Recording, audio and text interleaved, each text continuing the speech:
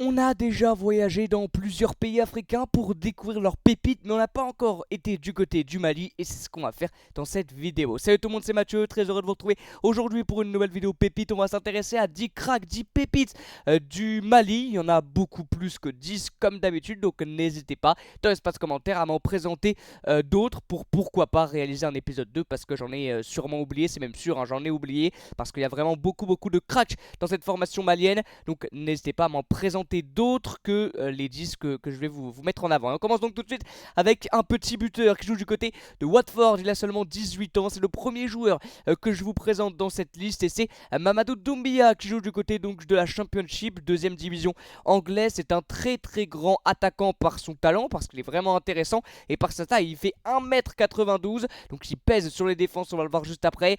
3 matchs déjà avec le Mali, avec l'équipe 1 du Mali. Donc voilà, il a déjà été appelé quelques fois par cette équipe malienne. Il y a de grandes chances qu'il soit appelé lors de la prochaine CAN en 2025. C'est un joueur qui joue peu quand même du côté de Watford, seulement 5 matchs, toutes compétitions confondues, donc Championship et EFL Cup. Donc c'est un joueur de rotation, hein, ça reste comme un remplaçant, mais qui a un petit peu de temps de jeu. Il est encore très jeune, c'est un championnat compliqué la Championship, donc faut se faire sa place.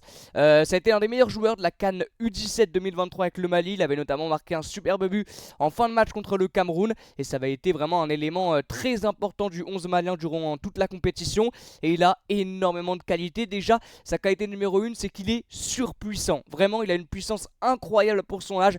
Balle au pied avec le ballon, il est capable de prendre ses adversaires de vitesse et de gagner des mètres balle au pied. C'est assez impressionnant.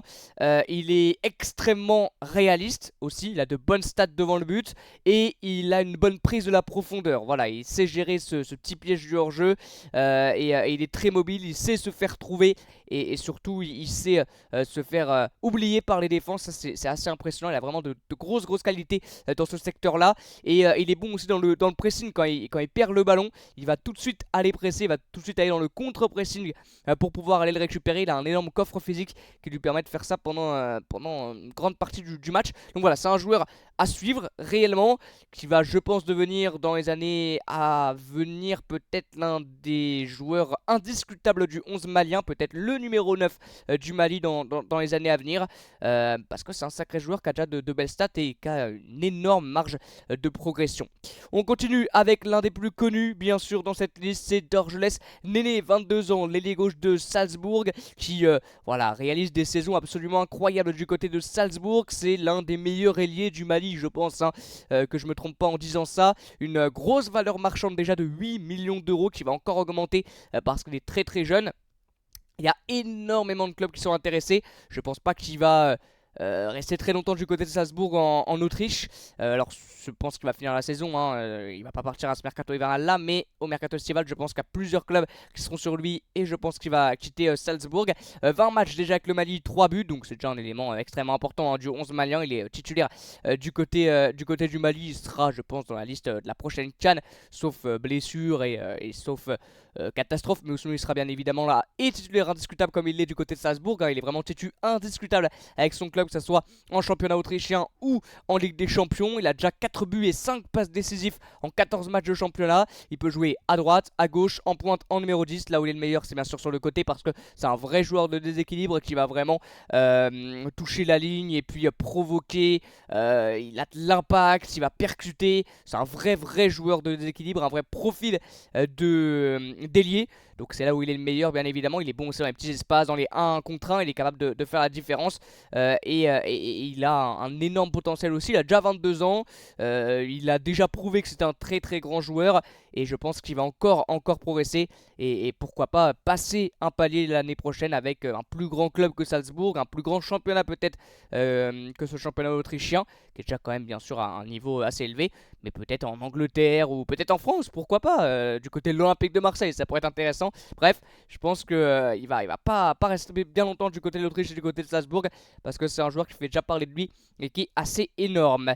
On continue avec le troisième joueur qui joue du côté de Barcelone depuis pas longtemps. Il a été acheté il y a pas longtemps et c'est l'une des plus grosses pépites du football malien, Ibrahim Diarra, 18 ans, et les droits qui est donc maintenant du côté du Barça. C'est vraiment l'un des plus gros cracks, hein, du Mali. Il est considéré comme le nouveau Kaka. Voilà, c'est quand même pas rien, hein, de de se faire appeler le nouveau Kaka, hein, bien évidemment. D'être comparé à l'ancien Brésilien, c'est quand même incroyable et ça montre que c'est un joueur doté d'un potentiel complètement fou.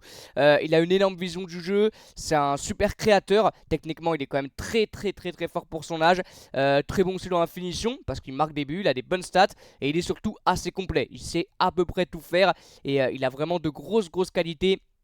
Il fait énormément la différence aussi sur son côté. C'est plutôt un ailier, un joueur de déséquilibre lui aussi. Et ouais, il est doté d'une grande technique, d'un gros bagage technique assez impressionnant pour son âge. Je pense pas qu'on va le voir avec le Barça cette année. Peut-être avec les jeunes, bien évidemment. Avec la A, je ne pense pas. Mais avec le Mali, ouais, ça m'étonnerait pas qu'il soit appelé dans les prochaines listes de la A, de l'équipe 1, bien sûr, malienne. Parce qu'il est considéré vraiment comme le futur du football malien. On continue avec Kamori Doumbia. Lui, il est connu, bien sûr, surtout pour ceux qui suivent le championnat de France, 21 ans, le petit numéro 10, enfin le milieu offensif, le créateur du jeu brestois, l'ancien de Reims, qui est un joueur maintenant important dans la rotation du côté du stade brestois. Il n'est pas titu indiscutable, mais il joue quand même pas mal, il a un petit peu de temps de jeu, il joue aussi en Ligue des Champions, donc ça c'est pas mal. Il est titulaire bien sûr avec le Mali, il est appelé très souvent du côté du Mali, 19 matchs, 8 buts avec le Mali, donc en plus de ça, il a de bonnes stats, c'est un vrai créateur du jeu, il est super complet, j'adore son profil, c'est un vrai numéro 10 lui, hein. Je pense pas que tu peux le faire jouer un peu plus bas sur le terrain, c'est un vrai numéro 10, un vrai créateur, un vrai distributeur de ballon, très bon aussi au niveau de ses passes et au niveau de ses frappes aussi dans la surface de réparation. Il a été connu surtout l'année dernière, on a beaucoup parlé de lui suite à son match complètement fou contre Lorient lors du derby, où il avait marqué, alors je l'avais marqué un triplé en 7 minutes.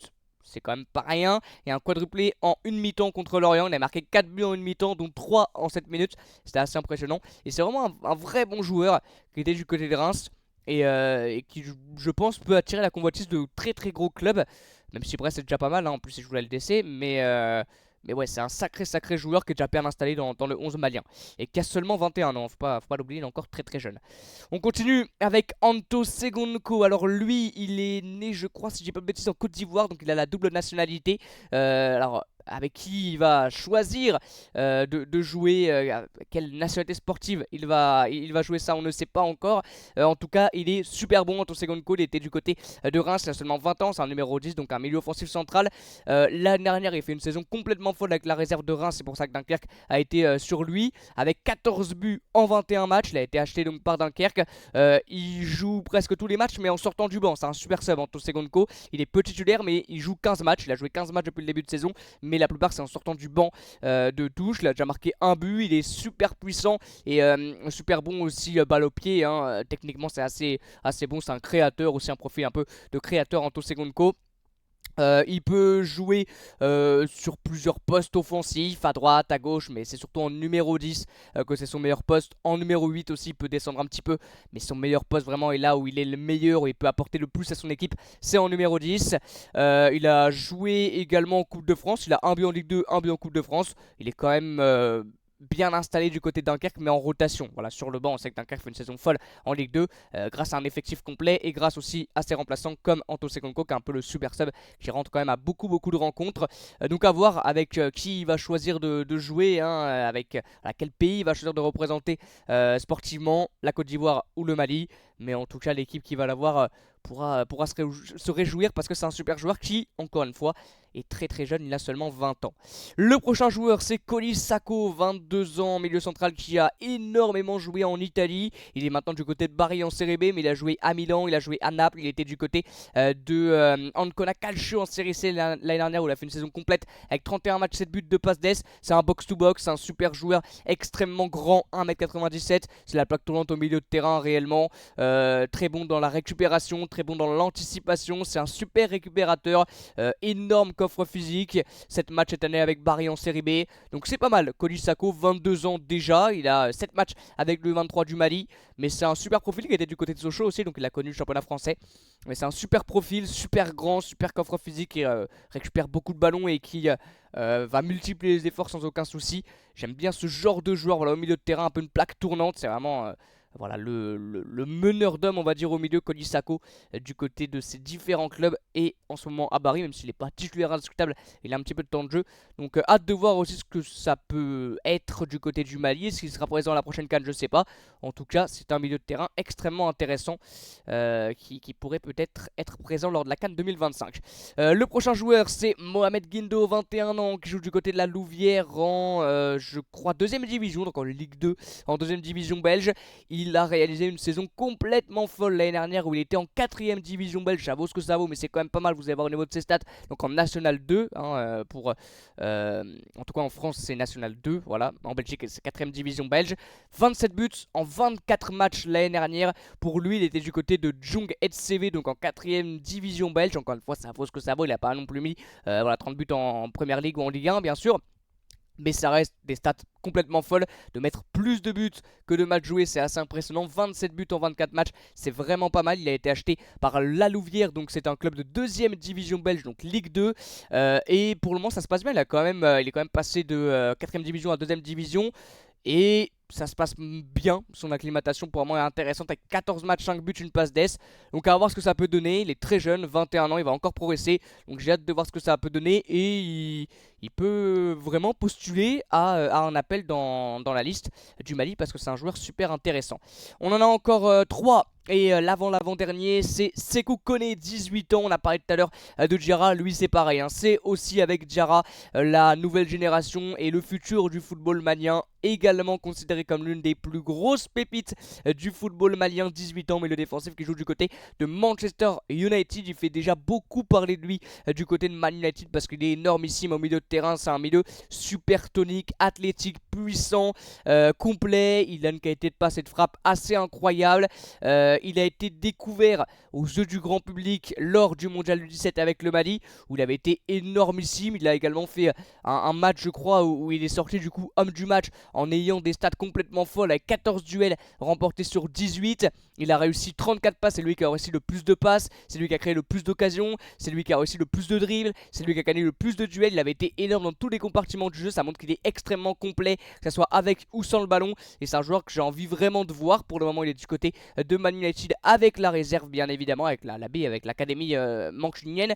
À voir ce que ça va donner. Et pareil, hein, je pense qu'il peut aussi postuler à une grande carrière du côté du Mali. On va continuer avec l'avant-dernier joueur, c'est Mamadou Sangaré, un bon profil aussi au milieu de terrain qui n'a que 22 ans, milieu central lui aussi, c'est une plaque tournante très bon techniquement, hein, très très propre dans ses transmissions. Il joue du côté du Rapid Vienne, déjà 3 matchs avec le Mali, titulaire en championnat et en Conférence League avec son club du Rapid Vienne, un petit peu pareil que Koné. C'est un joueur un peu voilà, box to box, beaucoup de qualité balle au pied, assez athlétique, assez puissant. Lui aussi, il a un bon coffre physique. Et c'est vraiment un joli profil au milieu de terrain, Mamadou Sangaré, qui a 22 ans, un petit peu plus âgé que Koné. Mais ça reste un sacré bon joueur. Ça reste un sacré bon joueur qui est quand même un joueur important de son club, que ce soit en championnat ou en Conférence League. Et le dernier joueur que je vous présente dans cette vidéo, c'est Hamidou Makalou, un nouveau milieu défensif central de 18 ans. Lui aussi, il va falloir compter dessus pour le futur malien. Il joue du côté du Guidar FC.